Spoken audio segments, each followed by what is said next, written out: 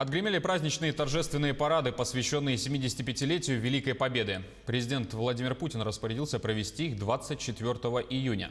Дата выбрана не случайно. Именно тогда, в победоносном 45-м году, на Красной площади и состоялся парад победителей. О якутянах, которые стали участниками парада в Москве и в других городах России, в материале нашего корреспондента Айсены Бурнашовой. В параде на Красной площади приняли участие свыше 14 тысяч военнослужащих и 234 единицы исторической и современной наземной техники. И прямо сейчас они выезжают из Красной площади и едут по Маховой улице. Водителем-механиком одной из боевой машины был и якутянин Денис Кырелов. Служащий Таманской мотострелковой дивизии участвовал в параде Победы в Москве впервые.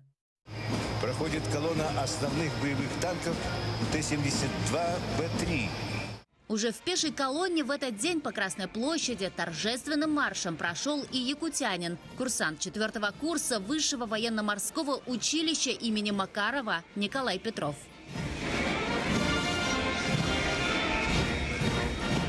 Якутянка Диана Цупикова также прошла в парадной коробочке. Девушка является курсантом военного университета Минобороны. Участие в юбилейном параде Победы у стен Кремля стало для Дианы большой честью, а для ее родителей – гордостью.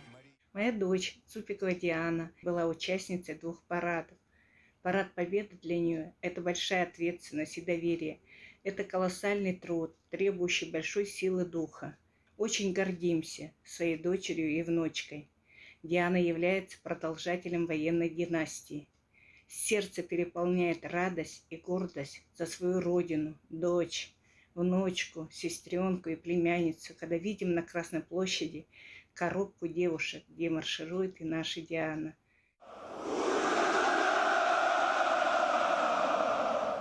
Бравые «Ура» и торжественные марши в этот день прозвучали в 28 городах России, включая 9 городов-героев. Военный парад с привлечением личного состава, военной техники и летательных аппаратов состоялся и в Ростове-на-Дону. Там чеканил шаг уроженец Намского улуса Кирилл Егоров. Вместе с другими якутянами он служит в рядах Черноморского военно-морского флота России.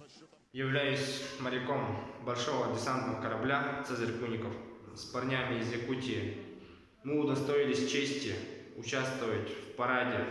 Ощущения в этом параде были великолепные, так как мы впервые участвуем в таких масштабных и величайших мероприятиях, где мы можем по-настоящему поблагодарить и показать им свое уважение людям, которые внесли свой вклад в эту победу.